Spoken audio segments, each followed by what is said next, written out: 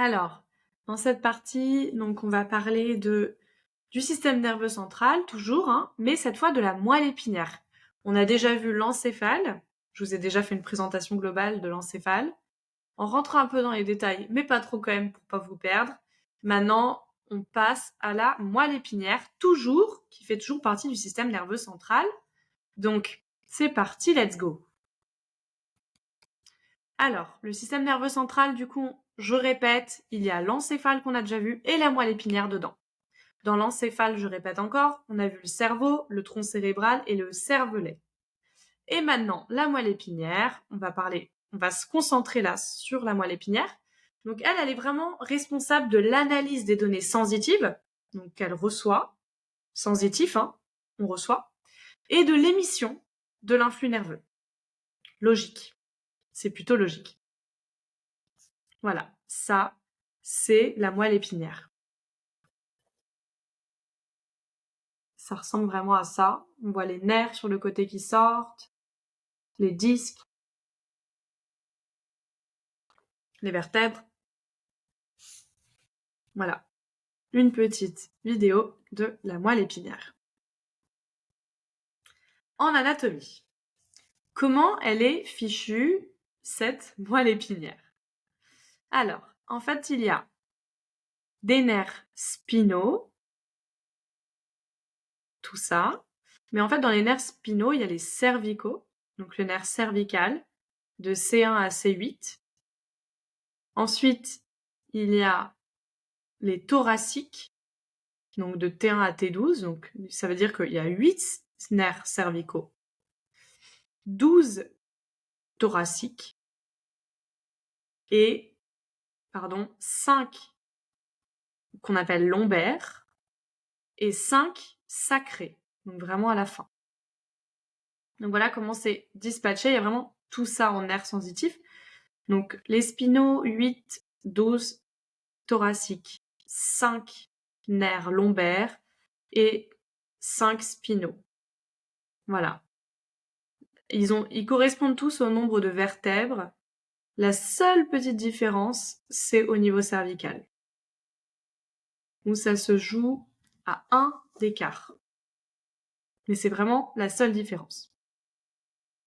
Donc en fait, les nerfs, donc anatomiquement, hein, vous l'avez vu sur la petite vidéo d'avant. Donc on voit vraiment les nerfs sur le côté, ok, les disques, les vertèbres, comme ça, puis les petits nerfs qui sortent sur le côté. Et en fait, au milieu, c'est la moelle épinière.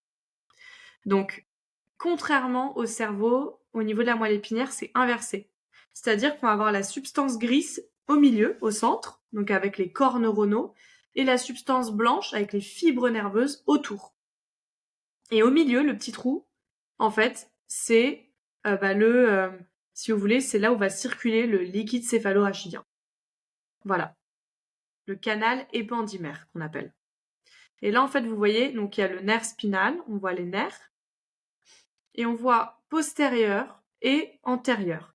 Et en fait, le postérieur, donc derrière, ce qu'il faut savoir, c'est que c'est là où on reçoit la sensitivité. Donc c'est vraiment la partie sensitive du nerf, alors que antérieur, ça va être la réponse motrice. Voilà. Donc je reçois en sensitif, je réponds en motricité. Donc voilà, c'est que tout est quand même très très bien fait, hein. En histologie, je vous le ai déjà dit, la substance grise au centre et blanche autour.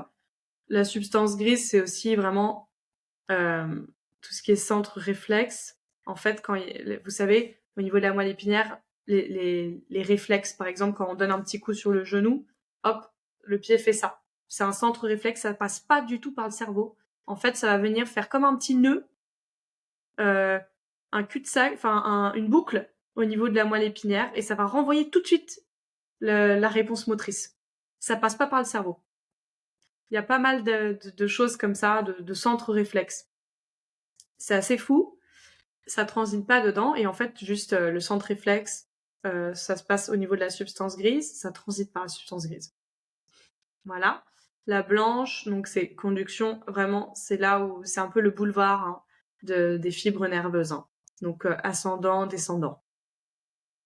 Et ensuite, alors là, on le voit pas sur le dessin, mais en fait, là où je vous mets la petite flèche, à peu près à ce niveau-là, il y a les ganglions. Et en fait, à partir du ganglion, on est dans le système nerveux périphérique. Voilà, mais on en reparlera après, parce que là, on est toujours dans le système nerveux central, mais moelle épinière. Voilà. Donc j'ai redit antérieur, motrice, postérieur, sensitif. Donc là, encore un peu de comment c'est fichu, hein. Je vous ai dit qu'au milieu, il y avait le LCR, le canal épendymère. Donc en fait, il circule au milieu, le LCR, le liquide céphalorachidien. Et en même temps, il circule autour. C'est aussi fichu de la même manière que dans le cerveau avec la dure-mère, l'arachnoïde, où circule également le LCR, et l'apimère. Et le canal au milieu. Donc c'est vrai exactement la même structure. C'est vraiment une continuité. Les fonctions de la moelle épinière. Donc c'est vraiment une voie de conduction nerveuse, je pense que vous l'avez compris. Le centre réflexe, je l'ai déjà dit, aussi, vous avez compris, parce que ça transite pas par le cerveau. Et c'est aussi un centre d'organisation et d'intégration primaire du coup des messages sensitifs. Ça, déjà, il se passe quelque chose au niveau, à ce niveau-là. Intégration, organisation. Primaire. Et ensuite secondaire dans le cerveau. Sauf pour les centres réflexes. Et c'est aussi le centre d'intégration motrice, donc au niveau moteur. On continue. La fonction réflexe. Donc il y a pas mal de fonctions réflexes différentes. J'ai pas choisi de vous détailler tous parce que ça n'a aucun intérêt. Mais par exemple, le réflexe médulaire, donc c'est celui que vous avez déjà croisé, je pense, chez le médecin, chez un vrai médecin. C'est une réponse motrice rapide suite en fait au stimulus spécifique. Donc par exemple, hop, on donne un petit coup à une zone du genou et le pied va faire tac, il va se lever. Et en fait, sa voie nerveuse, elle est dite de l'arc réflexe. Donc vous voyez, ça passe pas par le cerveau, ça passe vraiment par la substance grise au niveau de la moelle épinière. Il va y avoir un interneurone. Donc il y a un premier neurone qui va arriver jusque-là. Ensuite, interneurone au niveau de la substance grise. Et troisième neurone, hop, réponse. Ok? Donc sensitif en rouge, en vert, interneurone. En 3, la réponse moteur, motoneurone. Donc ça transite pas par l'encéphale, tout ce qui est fonction réflexe. Le système nerveux central, il émet l'ordre moteur, mais en fait, c'est vraiment uniquement dans la moelle épinière, à ce niveau-là. Ça fait partie du système nerveux central, hein, ne l'oublions pas. Et voilà, il y a vraiment une intégration par la moelle épinière ici, ce qui est vraiment caractéristique de la fonction réflexe, c'est vraiment le côté intégration par la moelle épinière, le côté involontaire, parce qu'on ne décide pas, ça se fait tout seul, c'est inconscient, c'est inné, on ne l'apprend pas, et c'est stéréotypé. Voilà. Donc on continue.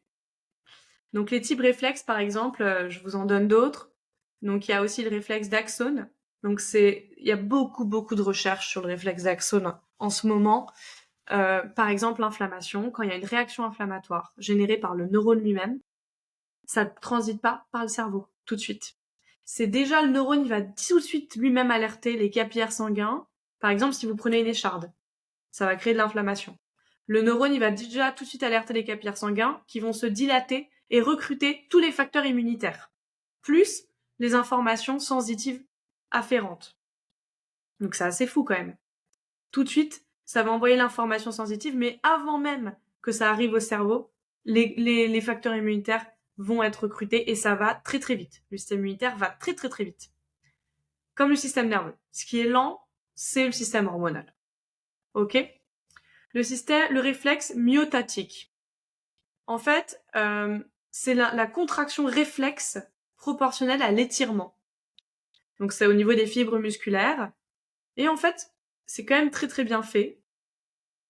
Parce que quand on étire, en fait, il y a toujours une contraction réflexe.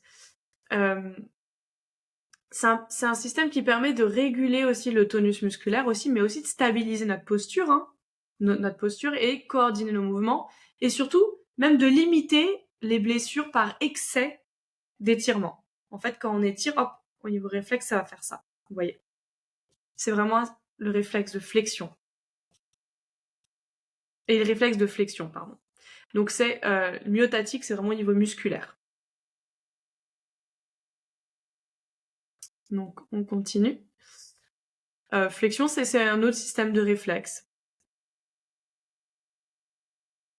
Alors, flexion, c'est-à-dire que, en fait, quand je fais ça avec mon bras, d'un côté, ça va étirer, mais de l'autre côté, ça va se contracter. Voilà, ça c'est le réflexe de flexion. Ça se fait automatiquement, ça transite pas par le cerveau. C'est aussi un système réflexe. Les caractéristiques des voies nerveuses, donc elles vont transiter au sein de la moelle épinière, on a déjà dit, elles sont traitées donc par l'encéphale et sont dites, donc là on n'est plus dans le système réflexe, hein. Là c'est vraiment des voies nerveuses de la moelle épinière en général, sans parler du système réflexe. Mais en fait tout transite par la moelle épinière et c'est traité par l'encéphale. Donc en fait il y a des voies ascendantes et descendantes. Ascendante, donc c'est sensitif, ça monte. Descendante, moteur, ça redescend. L'encéphale a donné l'ordre. Hop. Ça transite par la substance grise dans la moelle épinière à chaque fois. C'est véhiculé dans la substance blanche. On a dit substance grise, les corps neuronaux, substance blanche, les fibres nerveuses, grâce à des faisceaux nerveux. Donc en fait, ça s'appelle des axones. C'est là où il y a le potentiel d'action, le message électrique si vous voulez. On en reparlera, vous allez mieux comprendre. Et en fait, c'est vraiment intégré donc dans les zones corticales après spécifiques. Donc on reçoit par exemple un stimulus dans la jambe, hop, ça va une indication, ça va transiter par la moelle épinière, ça va monter jusqu'au système nerveux, donc dans le système nerveux central, ça va remonter jusqu'à l'encéphale, qui va lui, hop, transiter, hop, dans la zone corticale spécifique au traitement. Et ensuite, hop, ça redescend, ça renvoie le message moteur. Et à chaque fois, ce qu'il faut savoir, parce que là, il y a beaucoup de détails de combien de neurones interviennent, ça ne sert à rien que je vous explique tout ça. Mais ce qui est assez fou, c'est qu'à chaque fois, c'est contralatéral. C'est-à-dire que si j'ai un stimulus à la jambe droite, c'est au niveau du côté gauche de l'encéphale, enfin du cerveau, que ça va être traité, que l'information va être traitée. Et si c'est à gauche, ça sera du côté droit. À chaque fois, c'est comme ça, contralatéral. Et en fonction de l'action, forcément, ce sera pas du tout la même voie empruntée, que ce soit volontaire ou involontaire, et même la voie sensitive ou motrice. En fait, il y a vraiment un chemin qui est vraiment propre à chaque fois. Donc, je vous remercie pour cette vidéo. Je pense que je vous en ai dit assez sur la moelle épinière et comment ça fonctionne. Et puis, je vous dis à la prochaine.